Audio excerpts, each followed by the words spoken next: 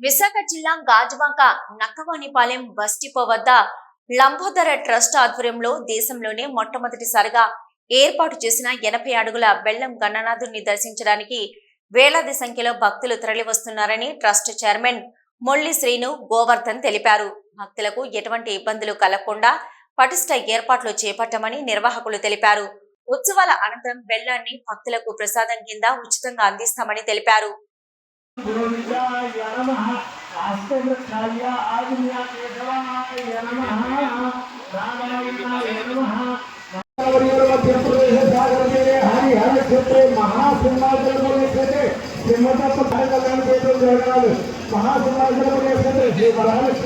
గాజువాక డిపోలో మేము అంటే ఫస్ట్ టైం అండి చేయడం ఈ వినాయకుడు లంబోదర ట్రస్ట్ ఆధ్వర్యంలో చేస్తున్నామండి.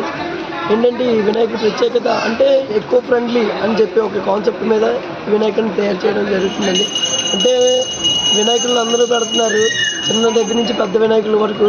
అంటే నిమజ్జనం టైంలో అంతా కెమికల్తో కలిపోవడం కానీ అంటే బీచ్ మొత్తం పాడైపోతుంది. బీచ్ అనే కాదు, పెద్ద పెద్ద వినాయకులు కూడా అంతా నిమజ్జనం సరిగ్గా పాడైపోతుంది.